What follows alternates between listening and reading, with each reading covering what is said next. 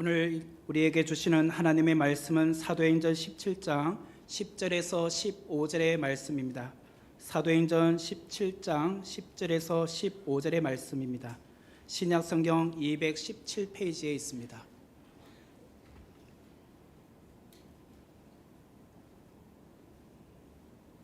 제가 봉독해 드리겠습니다. 밤에 형제들이 곧 바울과 실라를 베레아로 보내니 그들이 이르러 유대인의 회당에 들어가니라. 베레아에 있는 사람들은 데살로니가에 있는 사람들보다 더 너그러워서 간절한 마음으로 말씀을 받고 이것이 그러한가 하여 날마다 성경을 상고하므로 그 중에 믿는 사람이 많고 또 헬라의 귀부인과 남자가 적지 아니하나 데살로니가에 있는 유대인들은 바울이 하나님의 말씀을 베레아에서도 전하는 줄을 알고 거기도 가서 무리를 움직여 소동하게 하거늘 형제들이 곧 바울을 내보내어 바다까지 가게 하되 실라와 디모데는 아직 거기 머물더라. 바울을 인도하는 사람들이 그를 데리고 아덴까지 이르러 그에게서 실라와 디모데를 자기에게로 속히 오게 하라는 명령을 받고 떠나니라. 아멘. 이 시간 성가대에서 찬양 사도행전 17장 10절에서 15절의 말씀을 중심으로 하나님 말씀에 생명을 거는 자라는 제목으로 귀한 은혜를 함께 나누고자 합니다. 바울과 실라는 마게도냐의 첫 성인 빌립보에서 복음을 전하다가 태형을 맞고 감옥에 갇히게 되었습니다. 하지만 이로 인하여서 빌립보 감옥의 간수와 그의 가족이 예수님을 믿고 세례를 받게 되었습니다. 그리고 감옥에서 추록된 바울과 실라는 누디아의 집에 가서 형제들에게 위로를 하고 곧바로 160km 떨어진 데살로니가로 가게 되었습니다. 사실 아직도 이들의 몸 상태는 여전히 매를 많이 맞았기 때문에 회복이 필요한 시점입니다. 그러나 이들은 곧바로 160km 떨어진 데살로니가로 떠나게 되었다라는 것이에요. 데살로니가는 마게도냐의 수도입니다. 이곳에서 바울은 유대인의 회당에 들어가서 3번의 안식일 동안 하나님의 말씀을 전하게 되었습니다. 지도를 보시면 빌립보가 9번에 있고요. 그 다음에 데살로니가가 12번에 있습니다. 이렇게 160km를 걸어서 가게 되었습니다. 이곳에 가서 3번의 안식일 동안 예수는 그리스도다라고 구약의 말씀으로 이들에게 증명해 보였습니다. 뜻을 풀어주었죠. 그랬더니 많은 사람들이 예수님을 믿게 되었습니다. 그런데 문제는 데살로니가 살고 있었던 시기하는 유대인들이 바울과 실라를 죽이고자 했습니다. 불량배들을 동원하여서 야손의 집으로 급하게 쳐들어오게 되었습니다. 그 이야기가 10절의 말씀에 나오죠. 오늘 본문 10절에 보니까 밤에 형제들이 곧 바울과 실라를 베레아로 보내니 그들이 이르러 유대인의 회당에 들어가니라. 여기 이제 보면은 밤에라는 단어와 곧이라는 두 단어를 우리가 볼 수 있습니다. 이 단어는 데살로니가에 살고 있었던 유대인들이 불량배를 이끌고 야손의 집을 불시에 들어왔다라는 급박한 상황을 밤에 그리고 곧이라는 이 두 단어를 통해서 우리가 알 수 있습니다. 그날 밤에 데살로니가의 믿음의 형제들은 곧 바울과 실라를 급하게 베레아로 보내게 되었다. 이렇게 해서 바울과 실라는 데살로니가에서 서남쪽으로 80km 떨어진 베레아로 가게 되었습니다. 지도를 다시 보시면 데살로니가에서 베레아까지는 12번에서 13번에 있는 거리까지는 대략 80km였습니다.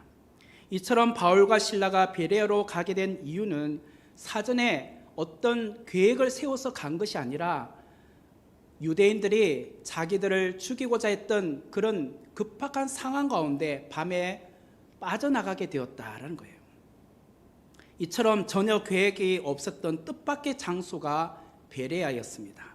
하지만 하나님은 이 바울이 계획 없이 베레아에 방문했음에도 불구하고 그곳에서 복음을 전했을 때 많은 사람들이 회심하는 열매가 있게 해 주셨다라는 것이에요.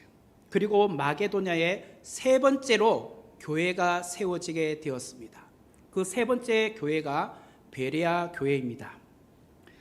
잠언 16장 9절의 말씀을 보면 사람이 마음으로 자기의 길을 계획할지라도 그의 걸음을 인도하시는 이는 여호와시다라는 말씀이 있습니다. 우리도 그럴 때가 있지 않습니까? 오늘 본문에 바울과 실라가 이들은 데살로니가에 더 오랫동안 말씀을 전하기를 원했습니다. 하지만 이 데살로니가에 많은 사람들 가운데 시기하던 사람들이 그들을 죽이려고 하자 뜻밖의 전혀 예상도 없이 가게 되었잖아요.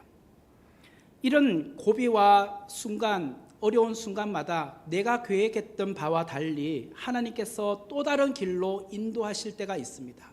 그때는 우리 생각에는 조금 더 데살로니가 있었으면 그러면 우리가 더 많은 하나님의 말씀을 전할 수 있었을 건데 라는 생각이 있잖아요. 우리에게도 그런 생각이 있잖아요. 조금 더 내가 이곳에 있었으면 또 내가 조금 더 내가 생각했고 계획했던 바가 이루어졌으면 하지만 하나님이 또 다른 문을 여실 때가 있습니다. 그때는 우리가 순종함으로 가는 것입니다. 하나님께서 모든 일에 합력하여 선을 이루시는 분이기 때문이죠. 이처럼 하나님은 우리가 계획했던 것보다 더 좋은 것을 준비하고 계시는 분입니다. 우리는 이미 바울이 아시아, 터키 지역에 있을 때에 환상 가운데 마게도냐로 와서 우리를 도우라는 그런 꿈을 꾸게 되었습니다. 그래서 바울은 1차 전도 이후 2차 전도 여행으로 아시아에서 재방문을 원했으나 하나님께서 마게도냐로 건너가라고 했기 때문에 바울은 순종하여 그의 일행들과 함께 마게도냐로 왔습니다.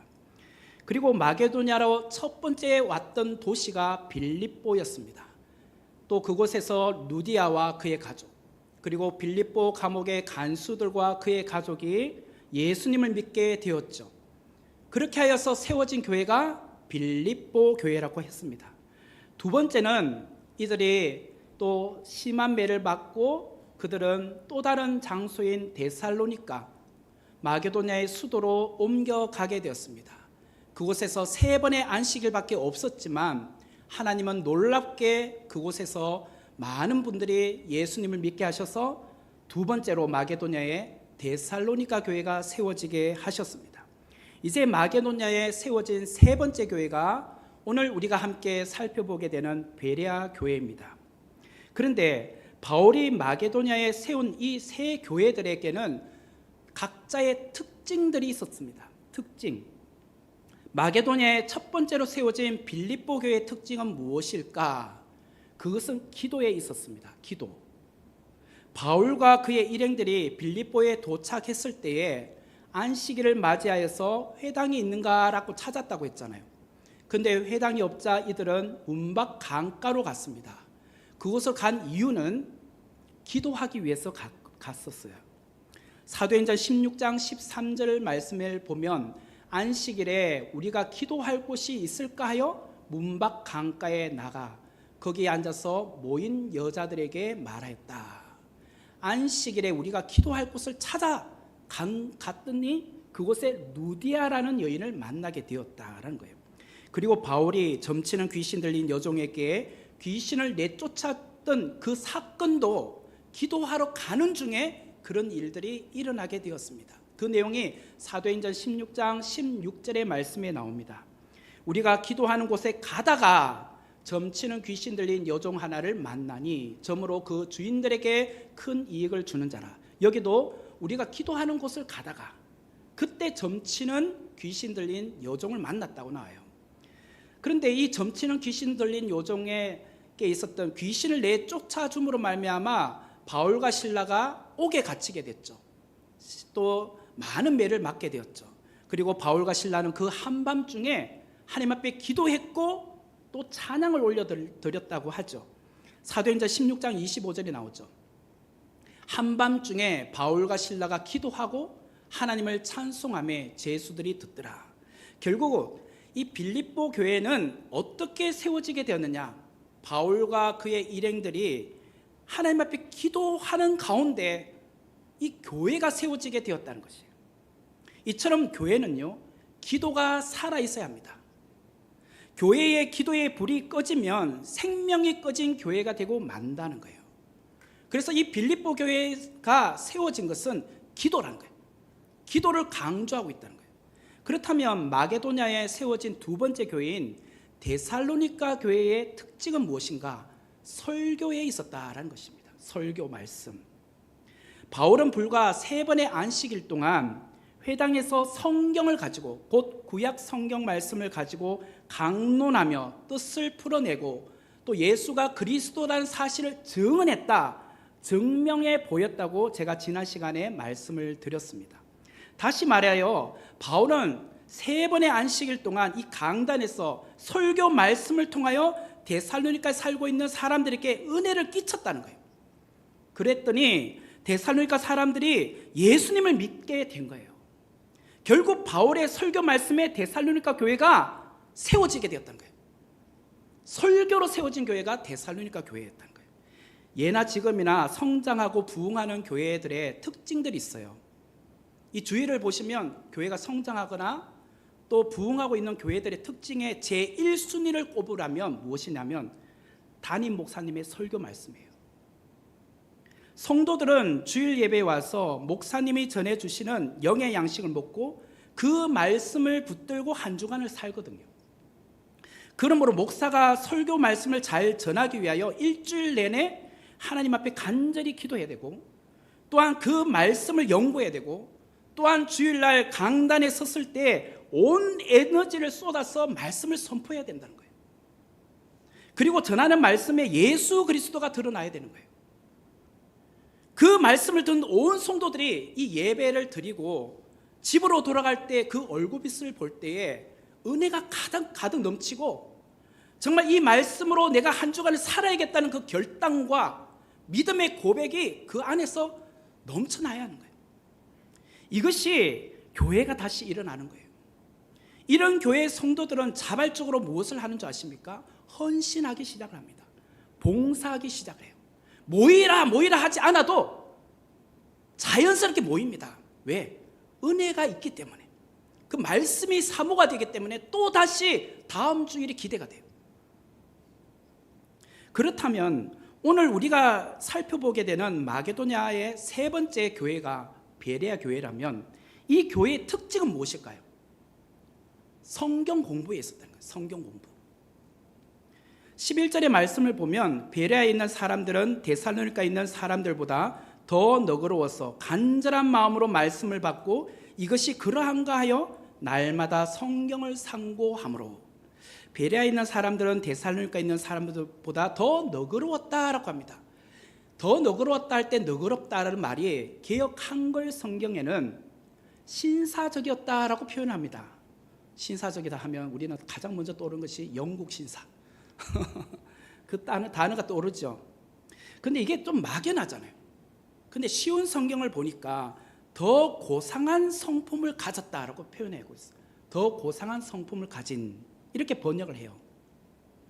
베레아 사람들은 데살로니가 사람들에 비하면 거친 정치적인 성향을 갖고 있었고, 그 학문을 대하는 자세가 좀 투박하고 좀 뭔가 이렇게 튕겨나가는 그런 느낌이 있었다는 거예요. 하지만 그 베레아 교회의 사람들은 순수한 그런 성품을 갖고 있었다는 거예요. 그리고 그 학문을 대하는 자세가 순종적이었던 거예요.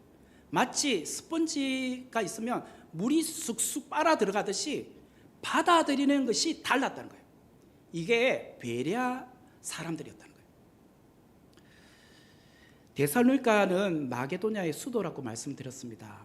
여기에 비해 베레아는요, 굉장히 작은 도시예요. 이름이 알려지지 않는 그런 도시였어요. 마을이었어요.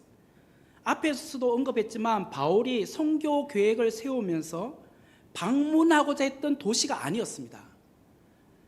데살로니가에서 더 오랫동안 말씀을 가르치기를 원했어요. 왜? 이곳은 수도이기도 하고 그 당시 인구가 20만 명이나 되었기 때문에. 그런데 3주 만에 데살로니가에 시기하는 유대인들이 불량배들을 동원하여서 바울과 실라를 죽이려고 했기 때문에 어쩔 수 없이 그 밤에 도망을 가야 되는 상황이었어요. 어디로 가야 될까? 그냥 막막하게 갔는데 도착한 곳이 베레아였습니다. 그런데 막상 베레아에 도착해 보았더니 데살로니가 사람들보다는 순수하고 학문을 대하는 그 자세가 너무나도 순진하더라는 거예요. 순종적이더라는 거예요. 제가 성목교회 온 지 이제 만 7개월이 됐습니다. 제가 작년 10월 18일 날 이곳에 인사를 드렸거든요. 오늘이 2월 18일이잖아요. 딱 만 7개월이 됐어요. 제가 성목교회 성도들을 바라볼 때 어떤지 아십니까? 베레아 교회 성도들 같아요. 아멘이시죠? 네, 진짜 이건 제가 농담하는 게 아니라 진짜예요, 진짜. 말씀을 대하는 그 자세나 하나님을 사랑하는 그 마음이 너무나도 순수하시고 고상한 성품을 가지고 계세요. 지금 제가 이렇게 다 보잖아요. 근데 말씀을 이렇게 쑥쑥 빨아들이는 그런 모습이 다 보여요. 마치 스펀지처럼 굉장히 이 말씀을 사모하는 것이 느껴져요. 오늘 본문 11절을 다시 보면 베레아에 있는 사람들은 데살로니가에 있는 사람들보다 더 너그러워서 간절한 마음으로 말씀을 받고 이것이 그러한가 하여 날마다 성경을 상고하므로, 여기서 그러한가 하여라는 말은 말씀이 과연 받아들일 만큼 타당한가 하여라는 뜻이에요. 진짜 그 말씀을 받아들일 만큼 타당한가? 그래서 바울이 전하는 이 말씀, 그 말씀 구약 성경입니다. 당시로는 신약 성경이 없었기 때문에 그 말씀이 정말 나의 지성과 또 의지와 감정에 동반해 객관적으로 고찰해 봤을 때에 그 말씀을 믿을 만한가? 그렇게 확인했다는 거예요. 이것을 날마다 상고했다고요. 날마다. 여기서 중요한 것이 날마다예요.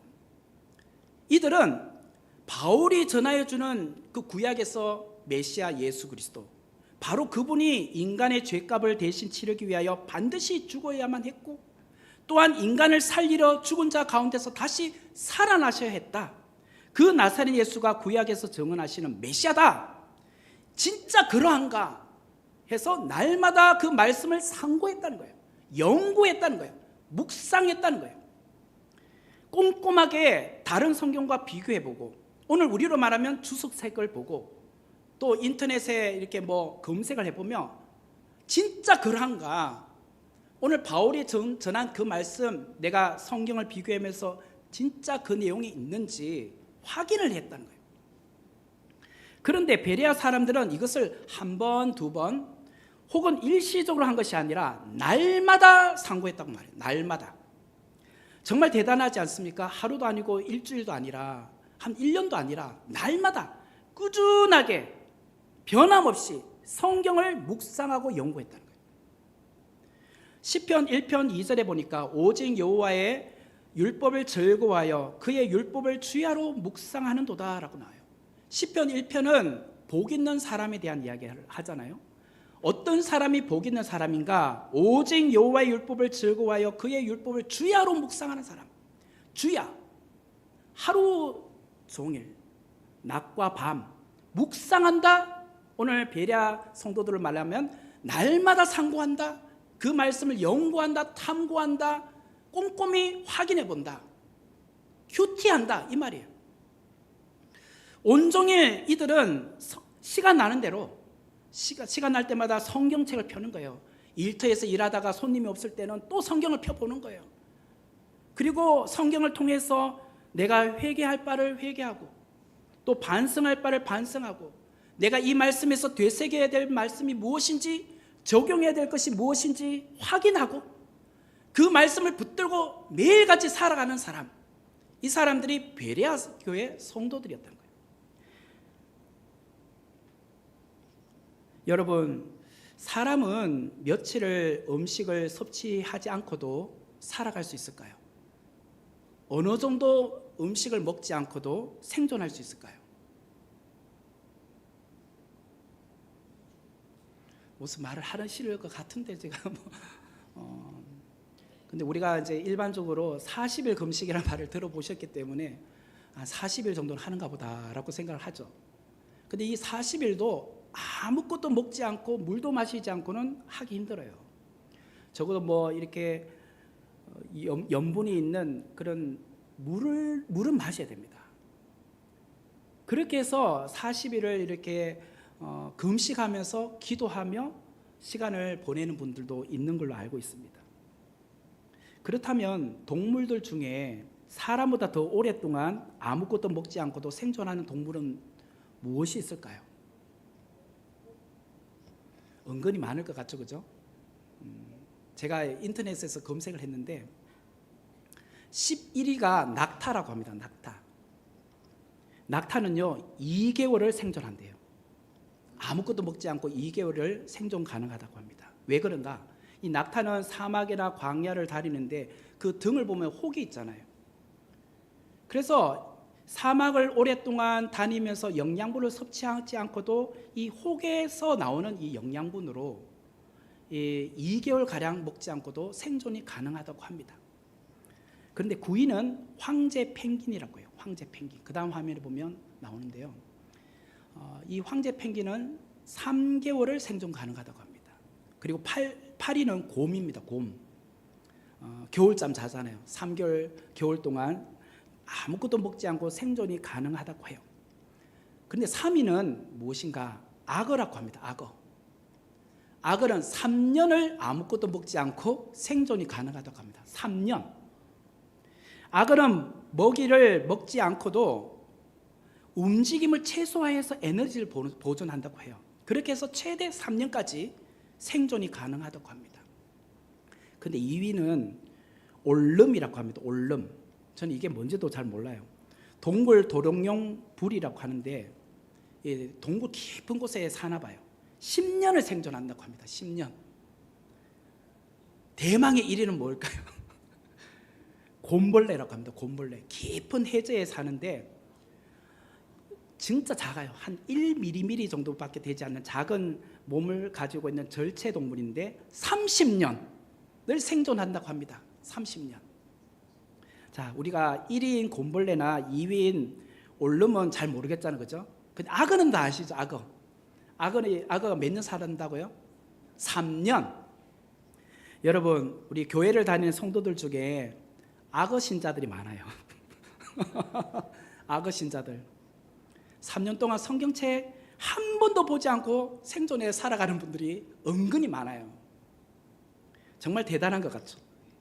과거 코로나 거의 3년이었잖아요. 그 3년 기간 동안 우리가 평소에는 순종 안 하는데 교회 오지 말라. 그때 정말 순종 잘해요. 그래서 진짜 안 와요.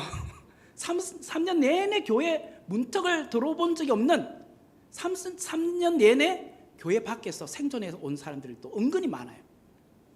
이제는 교회 오라 해도 그때의 삶이 익숙해져 가지고 가뭄에 콩나듯이 와요.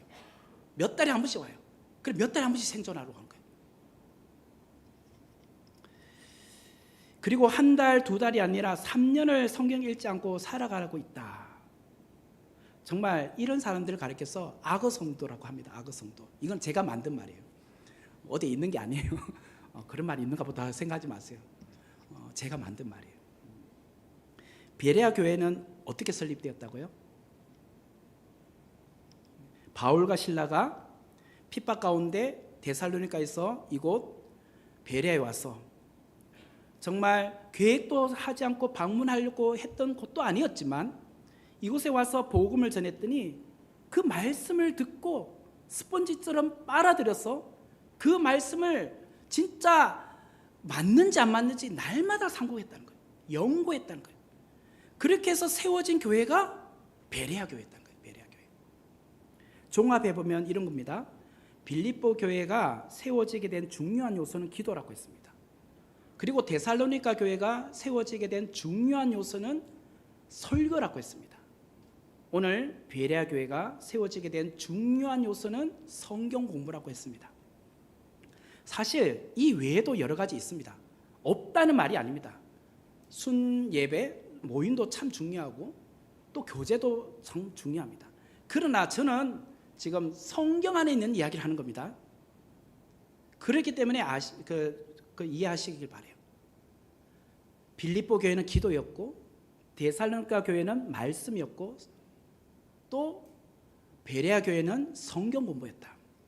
결국 건강한 교회로 성장하고 부흥하기 위해서는, 다시 교회가 일어나기 위해서는 교회의 기도의 불씨가 꺼지면 안 된다는 거예요. 온 성도들이 합심하여 기도 제목을 놓고 함께 기도해야 돼요. 그러다가 기도가 응답되면 함께 그것에 대해서 감사하고, 그 기도가 이루어질 때까지 함께 우리는 기도의 불씨를 끄트리지 않는 교회, 그 교회가 건강한 교회라는 거예요.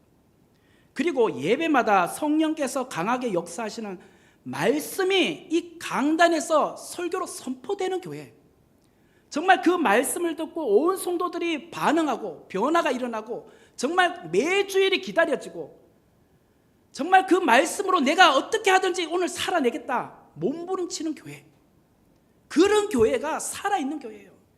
세 번째는 성경 공부합시다 할 때 정말 자기의 어떤 시간을 투자해서라도 배우는 데 나와서 말씀을 함께 공부하고, 또 그 말씀이 그러한가 매일 집에 가서 묵상하고 상고하고 연구하는 자, 그런 교회가 건강한 교회고 살아있는 교회라는 거예요. 그런데 어떤 분은 예배가 끝나면 영적 채널을 꺼버리는 사람이 있어요. 설교가 이제 끝났으니까 예배도 끝났잖아요. 일주일 내내 한 번도 교회와 아무 상관없이 살아가는 사람들이 있어요. 일주일 동안 성경과 담을 쌓고 살아요. 일주일 동안 한 번도 성경책을 펴보지도 않아요. 그러다가 다음 주일날 교회 올 때 성경책 어디 놔뒀더라? TV 옆에 있지. 그러면서 옆에 있는 성경책을 챙겨서 툭툭툭 먼지 털고 나옵니다. 어떤 분은 자신이 타고 다니는 성경차 뒷자리 그 선반에다가 성경책 던져놨다가 일주일 내내 그냥 차와 함께 움직여요. 전혀 보는 게 아니에요. 그냥 진주단지예요, 진주단지. 그러다가 주일 되면 성경책 그냥 들고 또 다시 교회 와서 성경 본문 읽을 때 그냥 펼쳐놓고 한번 보는 것이 끝이에요.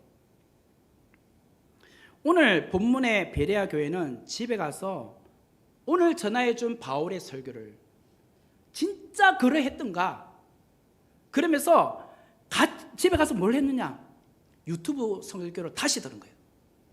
놓친 부분이 있을 수 있잖아요. 집에 가서 다시 오늘 우리 교회에서 전해주신 목사님의 설교를 유튜브를 통해서 다시 듣고, 그리고 정리할 것은 정리하고, 그리고 그 말씀이 진짜 그런가 중간중간에 언급해 줬던 다른 본문을 확인해 보고, 그러면서 연구하고 탐구하고 내가 그 말씀을 붙들고 기도하며 적용하는 것, 이게 베레아 교회 성도들이었단 말이에요.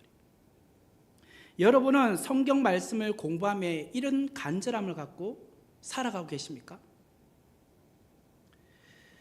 저는 개인적으로 지금 여기는 이 성경은 아닌데요, 제가 개인적으로 아끼는 성경이 있습니다. 2010년도에 어떤 분이 저한테 선물로 주신 건데, 거기는 빼곡하게 제가 나름의 이렇게 뭐 주석도 달고 또 표시도 하고 다른 성경 구절도 적고 그때 느낀 바에 대해서 화이트도 칠하고 그렇게 놓은 성경책이에요. 근데 10년도 채 안 됐는데 이 성경을 가죽이 너덜너덜해져 가지고 이걸 또 버릴 수 없잖아요. 그래서 수소문을 해봤더니 가죽만 바꿔준대요. 그 표지만. 근데 그게 또 비싸더라고요. 성경 한 권 사는 게 더 낫지. 그런데 그걸 버릴 수 없더라고요. 그래서 가죽만 바꿔서 그 표지만 바꿔서 지금도 봐요. 그리고 중간에 떨어진 데는 유리 테이프 칠해가지고 그래서 다니는 성경책이 있어요. 그거는 저에게 보석과 같아요. 보물과 같아요. 여러분에게는 그런 성경책이 있으십니까? 성경책이 너무 다들 깨끗해가지고 이게 한 장 넘기는 것도 힘들어요. 이게 잘 안 넘어가. 침 벨려야 되고. 그러면 안 되잖아 지금. 성경 말씀을 공부하는 게 왜 이처럼 중요할까요? 개인의 신앙 성장을 위해서도 중요하지만 특별히 성경을 모르면 이단에 미혹될 수밖에 없기 때문이에요. 이단에 쉽게 넘어가요. 최근에 들리는 말에 의하면 이거 범양 아파트 맞은편에 영광교회가 있었는데 그 자리에 신천지가 들어온다는 이야기가 있습니다. 맞는지 아닌지는 아직 불분명하지만 그런데 그런 소문이 떠돌고 있어요. 만약에 그 자리에 신천지가 들어온다면 어떻게 될까요? 전도가 힘들어지겠죠. 그 사람들 얼마나 포교를 많이 합니까?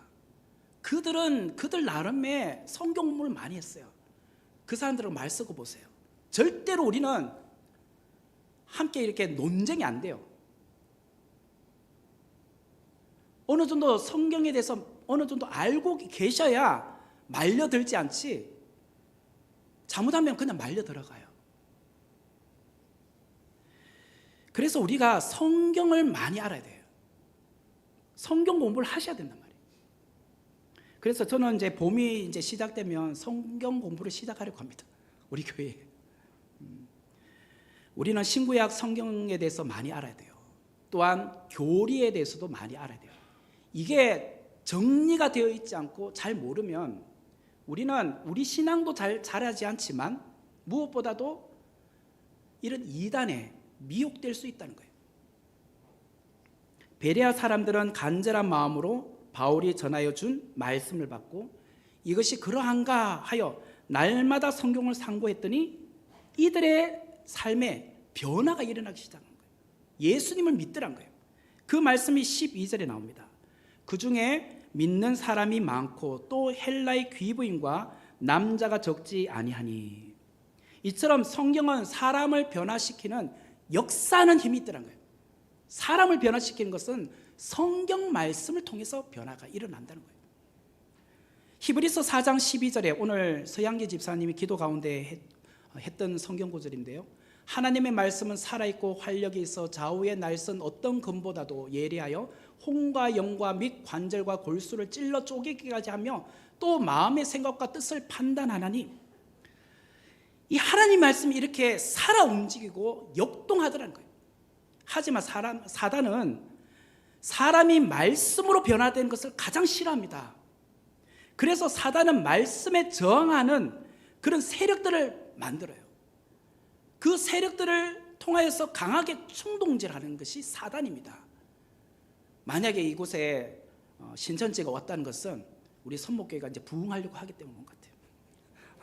사단이 이제 선목교회가 잘 되는 걸 꼴을 못 보잖아요, 지금. 13절의 말씀을 보니까 데살로니가에 있는 유대인들은 바울이 하나님의 말씀을 베레아에서도 전하는 줄을 알고 거기도 가서 무리를 움직여 소동하게 하거늘.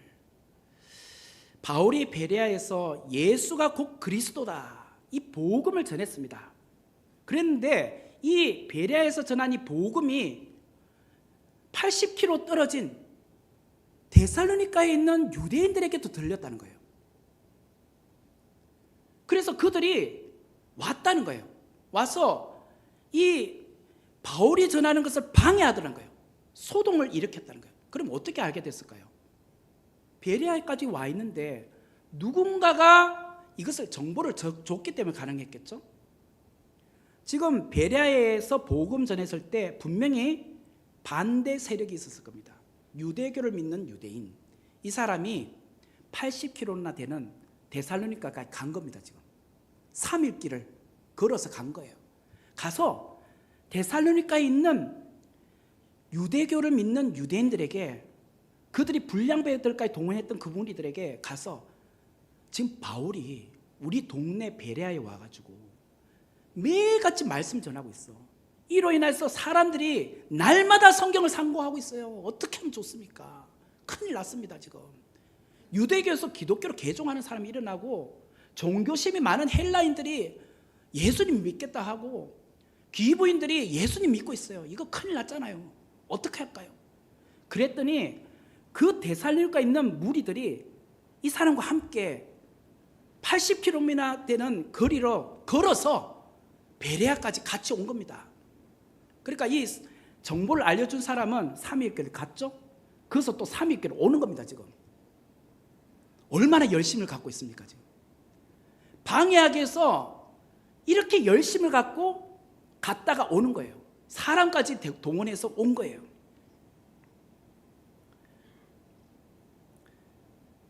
이들의 목적은 뭘까요? 바울을 제거하는 것입니다. 14절의 말씀을 보니까 형제들이 곧 바울을 내보내어 바다까지 가게 하되 실라와 디모데는 아직 거기 머물더라. 여기서 말하는 형제들은 베레아 교회 형제들 말하겠죠. 좀 전에 10절의 말씀에 보니까 밤에 데살로니가 교회 성도들이 형제들이 곧 바울과 실라를 급하게 베레아로 보냈잖아요. 그때 밤에 곧이란 단어를 썼습니다. 근데 지금 14절에도 곧이라는 단어가 나와요. 베레아 형제들이 곧 바울을 내보내 바다까지 가도록 했다는 거예요. 바다까지. 여기서 말하는 바다는 바다에 있는 항구를 말합니다. 항구까지 피신시켰다는 거예요. 그래서 급하게 했기 때문에 이 곧이라는 단어를 또 쓰고 있는 거예요. 결국 바울이 데살로니가에서 베레아를 올 때도 데살로니가에 있는 유대인들의 핍박 때문에 어쩔 수 없이 베레아로 왔는데, 이곳 베레아에서 복음을 전하다가 또 데살로니가에서 핍박하는 사람들이 이곳에 왔다, 죽이려고 한다, 이 소문을 듣고 이제는 베레아에서 회심한 형제들이 바울을 바닷가로 인도해서 그곳에서 아덴, 다시 말하면 아테네입니다. 아테네까지 가게 한 거예요. 데살로니가에서 아테네까지는 320km입니다. 지도를 보시면 나와요. 15절 읽고 할게요. 15절의 말씀을 먼저 읽고 할게요. 바울은 인도하는 사람들이 그를 데리고 아덴까지 이르러 그에게서 실라와 디모데를 자기에게로 속히 오게 하라는 명령을 받고 떠나니라. 이게 무엇이냐면 좀 전에 14절에 바울과 실라는 함께 떠나지 않거든요. 바울과 디모데는 왜 그랬느냐면 지금 현상 수배범은 바울입니다. 1차적으로 죽게 될 대상은 바울이었어요. 그래서 바울은 지금 급한 대로 나 혼자 먼저 가는 겁니다. 그리고 실라와 디모데는 남겨놓고 조금 더 정리해야 될 필요성이 있었던 거예요.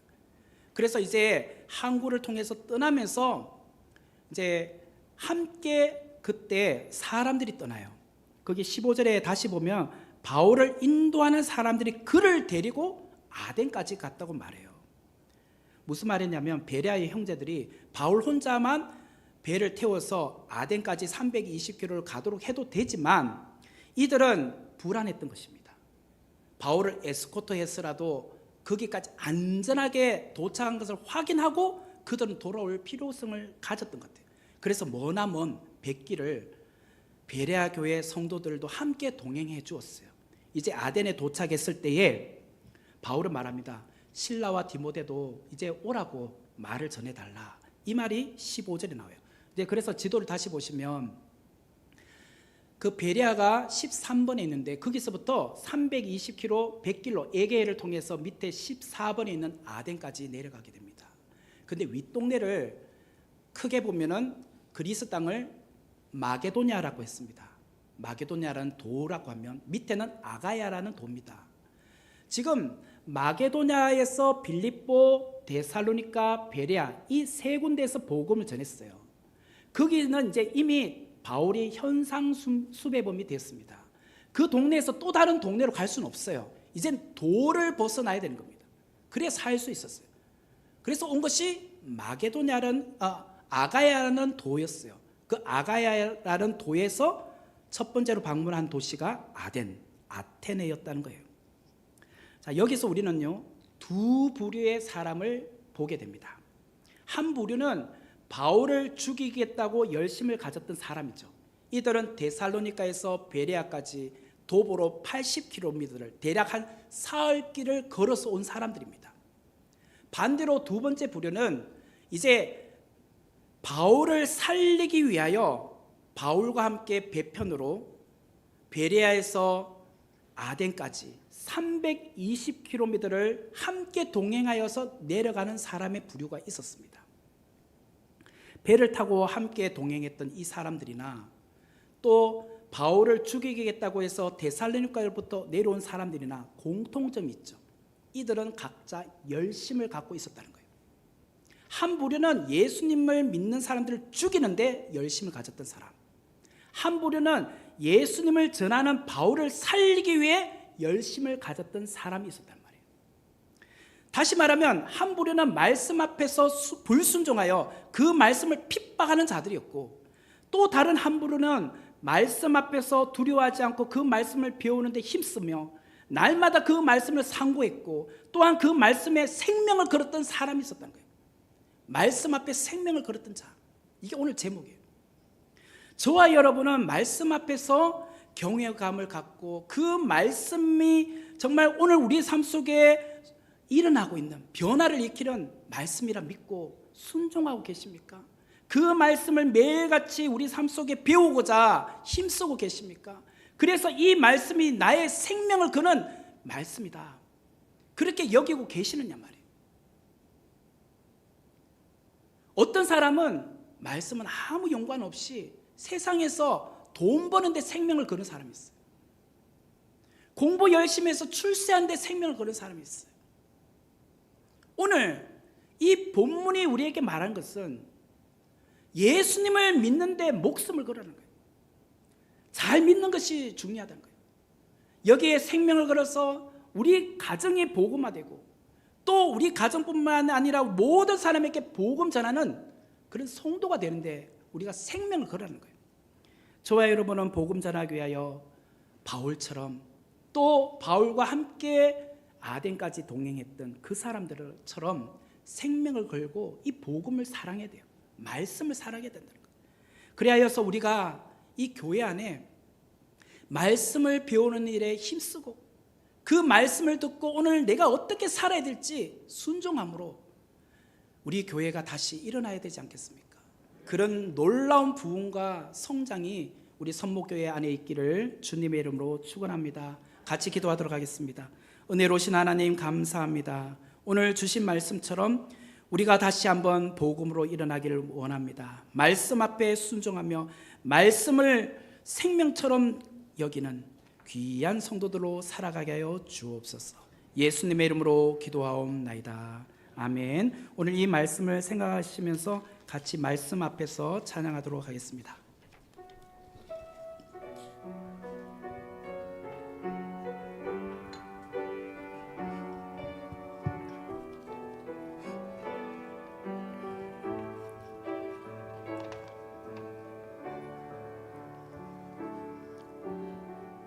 말씀 앞에서 경외함으로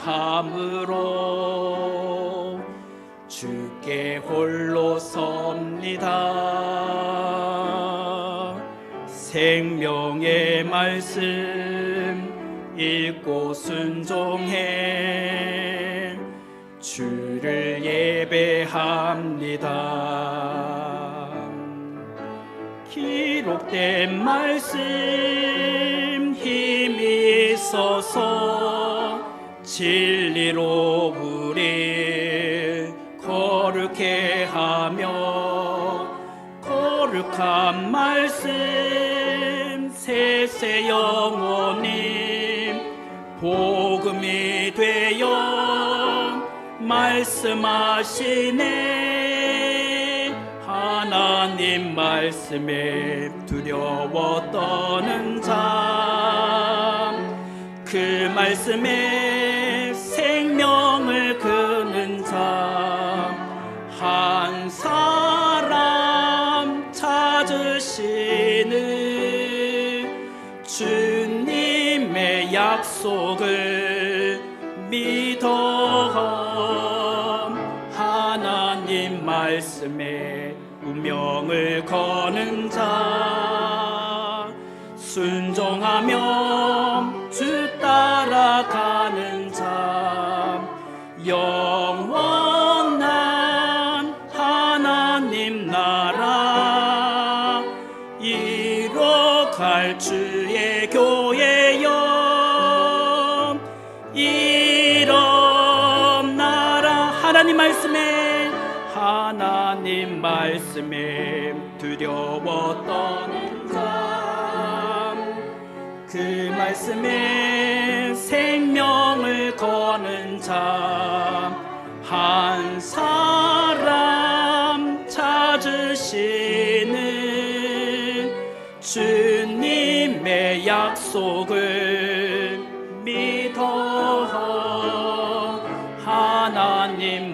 말씀에 운명을 거는 자, 순종하여 주 따라가는 자, 영원한 하나님 나라 이뤄갈 주의 교